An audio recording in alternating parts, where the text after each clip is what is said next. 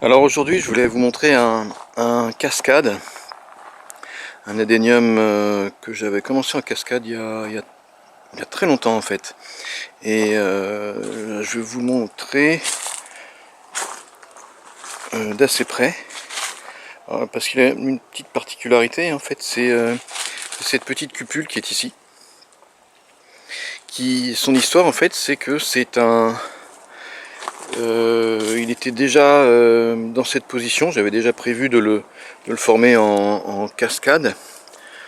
Lors du passage de l'Ouragandine, il était près d'une desserre, et en fait il était entre une desserre et un sablier juste avant la serre, et ce sablier a été détruit parce que les sabliers ont un bois très de mauvaise qualité en fait, ça casse facilement, et en fait il y a une grosse branche de sablier. Vous savez, les sabliers ont des espèces d'épines, et c'était une grosse branche qui en fait a passé la nuit du passage de Dean à râper en fait le codex qui se trouvait ici. Ça l'a râpé. Bon, il n'avait pas cet aspect là à l'époque, hein, mais et pour le coup après il a complètement guéri, bien guéri, et régulièrement dès qu'il pleut en fait se forme une petite piscine dans cette petite cupule, et les petits colibris en fait adorent venir se baigner ou s'abreuver dans cette petite piscine naturelle. Voilà. Alors, donc, ça c'est l'histoire du passage de Dean. Donc c'était en 2007, en août 2007. Alors ça c'est, je vous raconterai plus tard, parce que ça c'est un événement qui marque quand même pas mal la vie de tous ceux qui travaillent dans l'agriculture. Et voilà, donc ça a bien changé ma vie. Mais heureusement, déjà à l'époque, en fait, j'avais déjà une grosse spécialisation en adénium, et donc j'ai eu moins de pertes que beaucoup de gens, puisqu'en fait c'est une plante qui a parfaitement bien résisté au passage de Dean en fait. Mais je vous en parlerai plus tard, parce qu'il y a eu pas mal d'enseignements à la suite de cet épisode. Voilà, l'autre chose qui est incroyable, c'est que, alors vous voyez quand même là le codex, il est fait, là on est à 20, il fait un petit peu moins de 40 cm de, enfin on va dire le nez barri, quand le renseignement fait un peu moins de 40 cm de diamètre. Et vous voyez la taille donc de cette branche là, ce mouvement qui est puissant. Alors tout ça c'est des accidents qu'il y a eu là, hein, des arrachements, bah ouais, Dean n'a pas fait que la petite cupule, mais il y a eu d'autres soucis. Mais bon, maintenant ça se voit plus, tout a très bien cicatrisé, comme dans la petite cupule, comme dans la petite piscine. Vous voyez que là, la taille de ça, c'est la taille d'un index, hein, carrément. Et ce que je voulais surtout vous montrer en fait, c'est que vous voyez que par rapport à la taille du pot, le pot il fait 20, 40 grossièrement, il fait un peu plus de 60 cm de haut.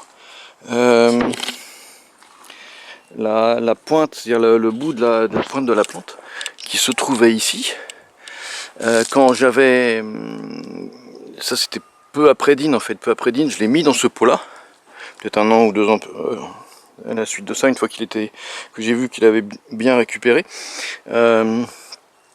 Et la partie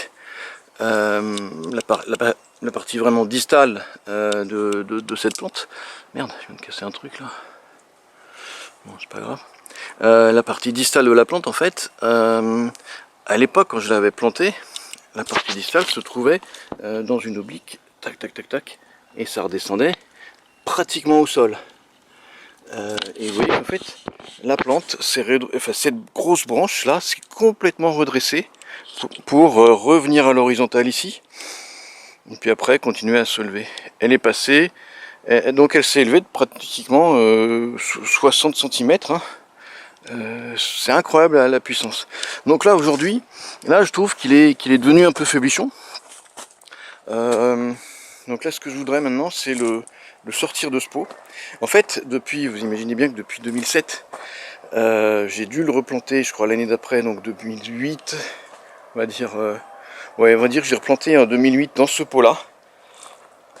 Et depuis, je ne l'ai jamais touché.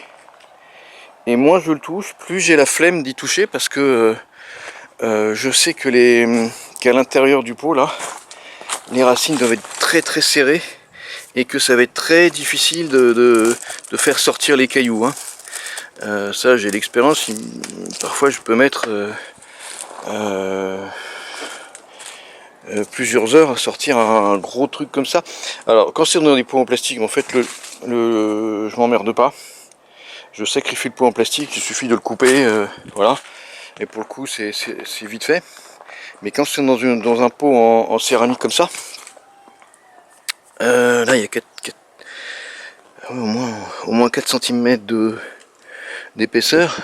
Bon, j'ai pas forcément envie de le casser, parce qu'il pourra me servir à autre chose. Mais donc en fait je suis obligé de sortir les petits cailloux. Alors là en haut ça va être facile à faire, mais plus on va descendre, et surtout dans la partie qui est ici, là ça doit être très très serré, ça va être pratiquement caillou par caillou. Donc c'est pour ça qu'en fait j'ai eu la flemme depuis très longtemps de le faire, et je recule, je me dis bon bah je vais voir la semaine prochaine. Bon ben voilà, donc là ça fait un peu trop. Et puis surtout là je vois bien que voilà, on est dans les dernières limites. Le codex a envahi pratiquement tout le diamètre du pot, le diamètre interne du pot. Et surtout ce qu'on voit, c'est que, vous avez vu là, j'ai à peine touché une branche, là elle a cédé. La plante est pas en forme en fait, hein, vous voyez, il fallait juste des branches grêles. La dernière taille que j'avais faite, ouais, là j'avais fait une taille ici, et je viens de casser là, juste avant de commencer les vidéos, je viens de casser une petite branche aussi comme ça. En fait il est devenu de moins en moins costaud, résistant, et puis il a de moins en moins de puissance. Donc là il faut vraiment faire quelque chose pour lui rendre sa puissance, pour d'abord pour lui rendre pour des questions de santé, hein, pour sa propre santé, pour lui permettre, c'est le primordial en fait. Après on peut pas travailler sur des plantes qui sont en pleine santé. Là ça servirait à rien que je le taille, parce que derrière en fait il n'aura pas suffisamment de puissance pour se mettre à fabriquer davantage de ramifications. Donc il faut d'abord dans un premier temps que je le sorte de là, que je le mette dans un pot suffisamment large pour accepter une bonne remise en culture. Et puis ensuite, une fois qu'il se sera bien refait, là je pourrais commencer à le reformer. Et surtout, il va falloir que je le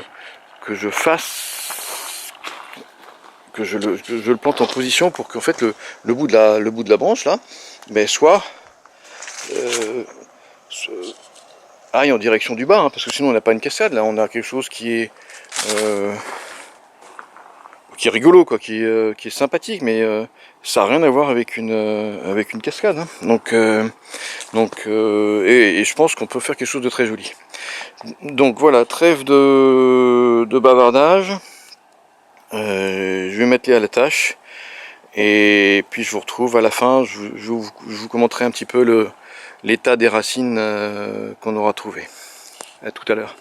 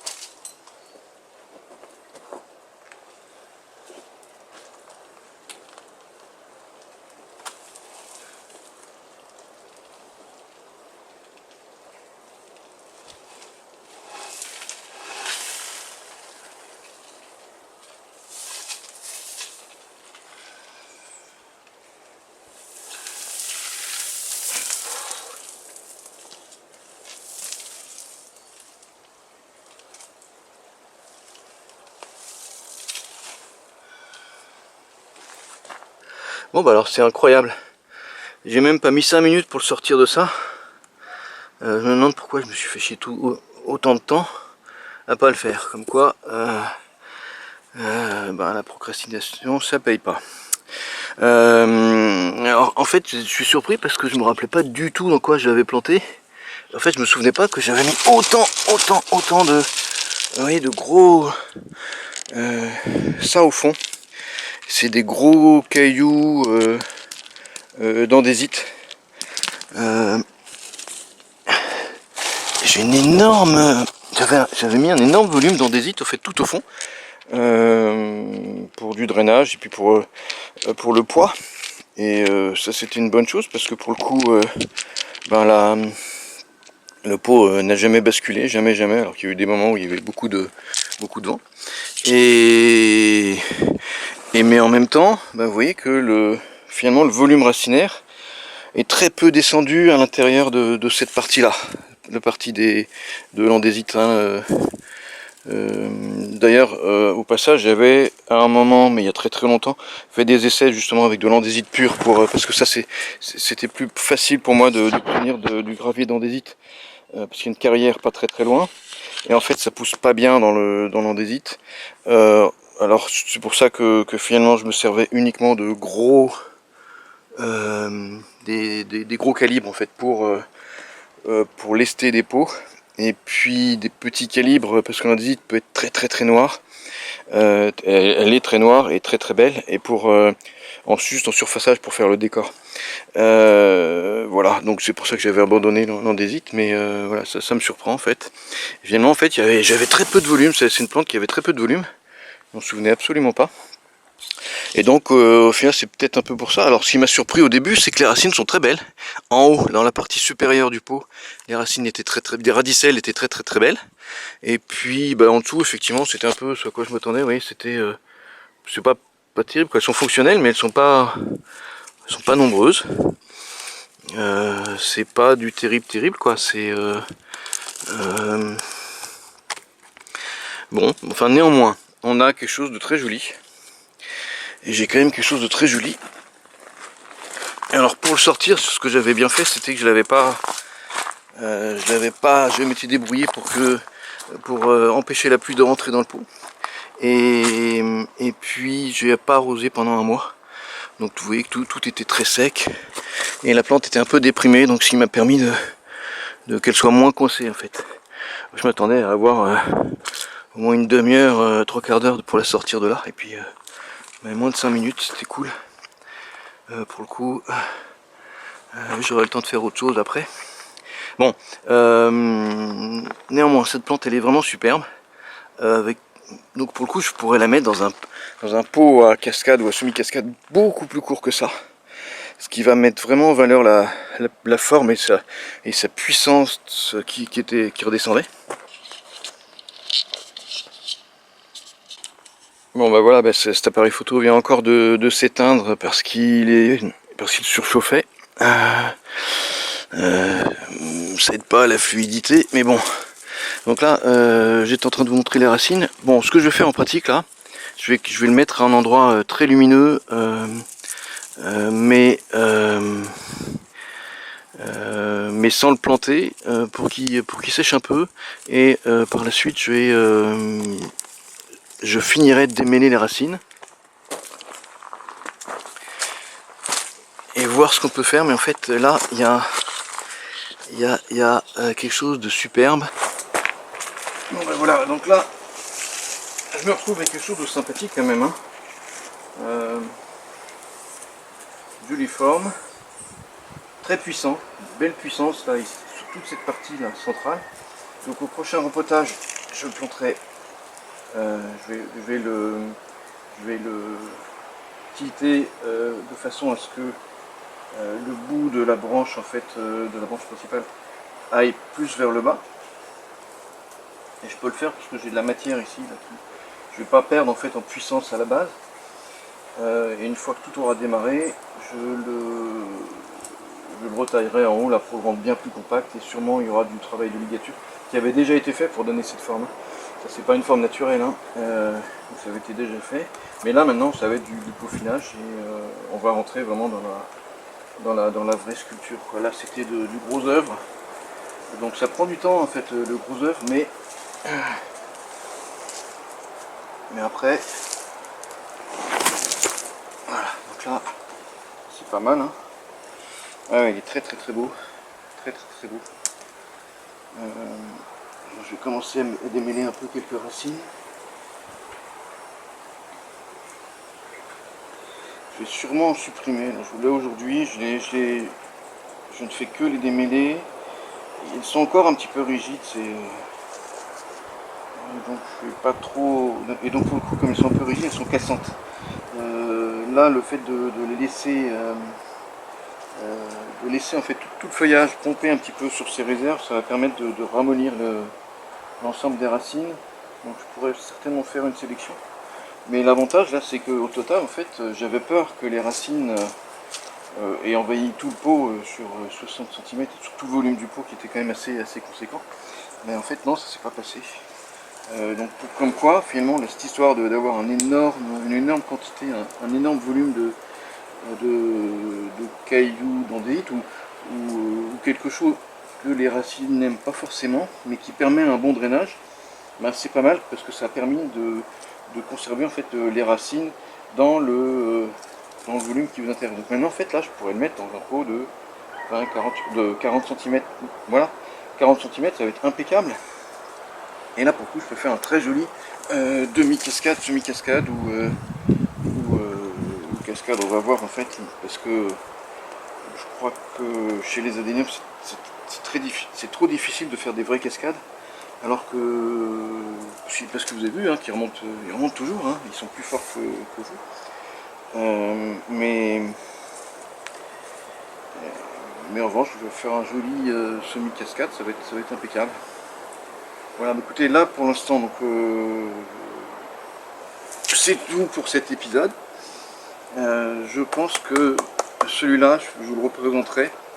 Faut que je lui trouve un nom parce que là maintenant j'en ai toujours pas trouvé. Je l'appelais le cascade en fait, mais faut que je le baptise et je pense que vous allez le voir fréquemment parce que c'est du bon matériel à travailler là, hein. On n'est plus dans du matériel brut, donc là ça va être sympa. Je vous donne rendez-vous pour un épisode numéro 2 je sais pas encore, peut-être que je vais trouver le nom et dans ce cas là le nom sera marqué sur le nom de la vidéo. Mais là, aujourd'hui, je sais pas. A bientôt. Merci beaucoup.